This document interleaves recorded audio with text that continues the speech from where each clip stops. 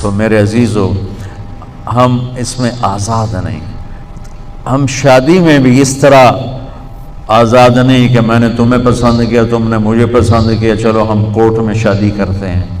اس میں ہماری ایک تہذیب ہے، ہم اپنے والدین کی رائے لیتے ہیں، ہم اپنے ماں باپ کو عزت و احترام دیتے ہیں، وہ چاہے ہمارے ساتھ سختی کریں نرمی کریں۔ لا تقل لهما اف ولا تنہرهما وقل لهما قولا کریما، اپنے ماں باپ کے سامنے اتنی آواز بھی نہ نکالو، جو چڑ کہتے یہ اف، جس کو اور اف ویسے کہتے ہیں، یہ نوخن ہے نا، اس کے نیچے ہلکی سی میل آ جائے اسے اف کہتے ہیں، ناقابل دید ہوتی ہے، ناقابل دید ہوتی ہے، صرف یوں دیکھو تو نظر آتی ہے۔ تو اف میں اشارہ ہے کہ اتنا ہلکے سے ہلکا دکھ بھی تیری طرف سے ماں باپ کو نہ پہنچے، اتنا ہلکے سے ہلکا دکھ۔ تو ہماری ایک خوبصورت زندگی ہے۔ میں ویسے ماں باپ سے بھی کہتا ہوں کہ اپنے بچوں سے ضرور پوچھو اور ان کی رائے سے فیصلے کرو، چونکہ مسلط کر دینا یہ اولاد کی حق تلفی ہے، اور ماں باپ کو بیچ میں سے نکال کر کورٹ میرج پہنچ جانا یہ اپنی زندگی تباہ کر دینے والی چیز ہے، کہ جسے ماں باپ کی دعائیں جس کو نہ ملیں وہ پنپتا نہیں ہے۔ ایسی شادیاں 99% ٹوٹ جاتی اور تباہی کا شکار ہو جاتی۔ تو اپنے ماں باپ کی عزت احترام رائے کے ساتھ اپنی اگلی زندگی کے فیصلے کرنا، تو اس میں برکت ہوتی کہ ماں باپ کی جو دعا ہے، خاص طور پہ جو ماں کی دعا ہے، اور میرے نبی نے ماں کا کیا مقام بتایا ہے کہ آپ نے کہا کہ اگر میری ماں زندہ ہوتی اور میں عشاء کی نماز کے لیے مصلی پہ کھڑا ہوتا اور میں سورۃ فاتحہ شروع کر چکا ہوتا اور ادھر سے آواز آتی محمد، تو میں ماں کے لیے نماز توڑ دیتا۔ تو بھائی ہم اپنے عزیز رشتہ دار والدین ان سب کی عزت احترام، جو ہمارے معاشرے میں جہاں بے حیائی آئی ہے وہاں گستاخی بھی آئی ہے، بدتمیزی گستاخی بدتمیزی گستاخی۔ میں نے اپنے دادے کو نہیں دیکھا، دادے کے بھائی کو دیکھا ہے۔ تو 6-7 سال کی عمر میں تھا کہ وہ بھی فوت ہو گئے۔ تو مجھے اتنا یاد ہے کہ ہم چھوٹے چھوٹے ڈیرے میں جاتے تو ان کے جو بیٹے تھے، یعنی میرے والد کے کزن، میرے چاچے ہوئے، وہ باپ کے سامنے نہیں بیٹھتے تھے، باپ کی پیٹھ پیچھے بیٹھتے تھے، باپ کی پیٹھ کے پیچھے بیٹھتے تھے۔ وہ سامنے بلاتے تو کھڑے ہو کے بات کرتے تھے، بیٹھ کے بات نہیں کرتے تھے، حالانکہ دینی لحاظ سے ان پڑھ، کچھ بھی نہیں جانتے دین کے لحاظ سے، لیکن پیچھے ایک تہذیب تھی۔ وہ تہذیب اب اڑ گئی ہے، یہ جو ہے نا، یہ تمہارا موبائل، اس نے تباہی پھیر دی ہے۔ یعنی ایک اس موبائل نے، ہے تو کوئی اور شے پر شکل ہوئی ہے، تو اس موبائل نے ایک مٹھی میں دنیا جمع کر دی ہے، ایک مٹھی میں 7 بر اعظم اس میں جمع ہے، جہاں مرضی ٹن کرو اور بات کرو، لیکن ایک چھت میں بیٹھے بہن بھائیوں کو دور کر دیا ہے کہ اب آپس میں کوئی گفتگو نہیں، آپس میں کوئی بات نہیں ہے، بس وہ اپنے لگا ہوا ہے، وہ اپنے لگی ہوئی ہے۔ یہ جو ہمارے بچے چڑچڑے ہو رہے ہیں، اس میں ہماری آج کی ماں کا بہت بڑا دخل ہے۔ بچہ بات کرنا ہے تو کہ ہاں بولو، کیا کہنا، ہاں سن لی بھائی، یہاں گل کر۔ اس نے تباہ کر دیا اپنے بچے کو۔ اس الو کو یہ نہیں پتا کہ عزت دینا، توجہ فرمائیں۔ آپ نے لفظ کتنی دفعہ سنا ہے؟ توجہ فرمائیں۔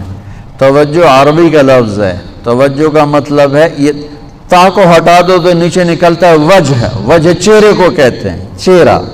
توجہ فرمائیں کا مطلب ہے کہ بوتھا میرے آل کر، اے نہیں بھی تو موبائل میں ویکھی جاتے، ہاں بولو کیا کہنا، بولو کیا کہنا۔ اور کوئی ایسے وقت آ گیا وہ بچہ کھیل، جب میں وہ کوئی خاصی ڈرامہ ہے تو اس کو تھپڑ بھی پڑتا ہے۔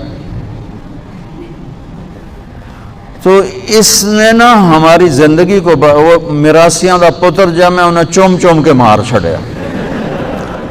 ہمیں موبائل کا ملا ہے، ہم نے اپنی زندگی برباد کر الو ٹوائلٹ میں سودے کر رہے ہوتے ہیں بیٹھے، فیصل آباد دے تاجر کول پوچھ لو جا، شیخ صاحبان کول پوچھو ٹوائلٹ بیٹھے چکا لو مال، چک لو مال.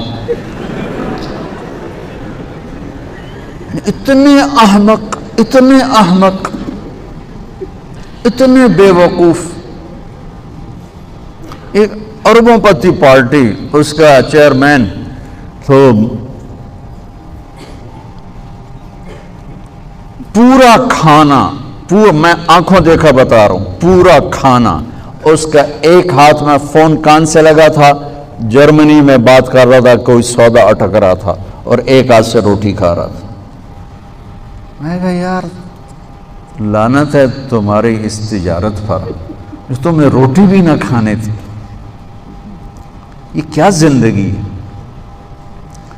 تو میرے نبی کو جب کوئی بلاتا تھا تو آپ ایسے نہیں کہتے، مطلب فرید صاحب مجھے کہیں گے نا مولانا صاحب تو میں اتنا ہی کروں گا، ادھر تو میری اوقات ہی نہیں.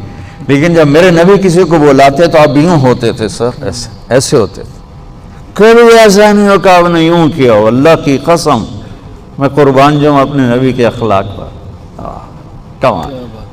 کوئی غیر مسلم بھی بلاتا تھا تو آپ یوں نہیں کرتے تھے، پھر اب پورا یوں مڑتے تھے. جی فرمائیں، چہرہ دیتے تھے، چہرہ. ہماری نسل، ماں باپ آتے ہیں جی بچے نافرمان، اللہ کے بندو تم نافرمان 3 سال کے بچے کو اسکول بھیجتے ہو، نافرمان نہیں ہوگا تو کیوں، کیا ہوگا؟ روتا ہوا جاتا ہے، روتا ہوا آتا ہے.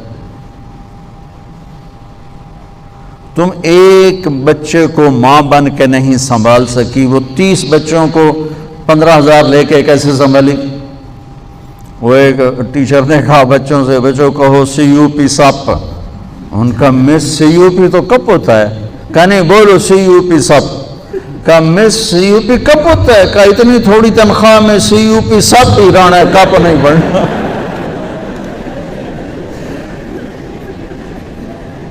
اب یہ اسکولوں والے اتنے پیسے کما رہے ہیں اور آگے ٹیچرز کو اتنی تھوڑی تنخواہ دیتے ہیں، یہ ظالم.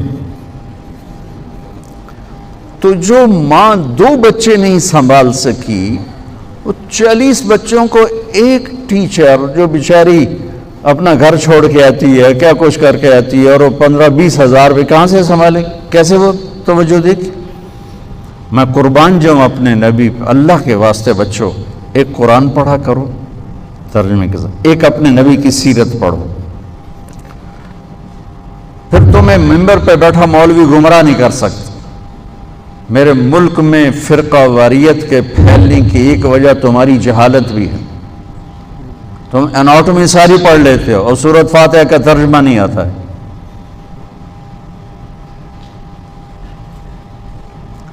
تو ممبر پہ بیٹھا جو مرضی بولتا رہے، تمہارے پاس کوئی پیمانہ نہیں اس کو ناپنے کا اور اس کو پکڑنے کا. وہ جو اب یہ فرقہ واریت کی آگ بازار سے نہیں اٹھی، مسجد سے اٹھی ہے، اور مسجد کے خطیب نے اٹھائی ہے. میں سب کی بات نہیں کر رہا ہوں، اللہ کا فضل ہے ہر مسلک میں اعتدال پسند لوگ ہیں، لیکن یہ جو پیسوں پر بک جاتے ہیں اور زبان کے تیز ہوتے ہیں، انہوں نے آگ لگا دی، مسلم کو مسلم سے کاٹ کے رکھ دیا. اور اس کا بہت بڑا سبب تمہاری جہالت. تو قرآن پڑھو، ایک اپنے نبی کی زندگی پڑھو، تاکہ آپ کو پتہ ہے کل کو آپ نے شادی ہونی، زندگی گزارنی، کلینک میں بیٹھنا ہے، یا کہیں ٹیچنگ کرنی ہے، یا کہیں بھی کوئی کام کرنا ہے. آپ پتہ تو ہو کہ زندگی گزارنی کیسے. پیسے کے غلام بن کے مر جانا یہ کوئی زندگی؟ یا اپنی طبیعت کا غلام بن کے مر جانا یہ کوئی زندگی؟ اس لیے میں گزارش کروں گا کہ اپنے حبیب کی زندگی کو سامنے رکھو. تو میرے نبی کی زندگی کا ایک کیلنڈر تھا. ایسے نہیں تھے کہ بس نبوت میں گم ہوئے تو کسی اور کے لیے ٹائم نہیں، بچوں کے لیے ٹائم نکالتے تھے، بیویوں کے لیے ٹائم نکالتے تھے، لوگوں کے لیے ٹائم نکالتے تھے، اپنی ذات کے لیے. اتنے بڑا نبوت کے بوجھ لے کر حسن حسین سے کھیلنے کے لیے ٹائم نکالتے تھے، ان کے لیے ٹائم نکالتے تھے۔ آج کے ڈاکٹر کے پاس کوئی ٹائم نہیں ہے، وہ دن میں کالج آتا ہے، ہاسپٹل آتا ہے، شام کو کلینک کرتا ہے، اس کے بچے کہاں ہیں اس کو نہیں پتا۔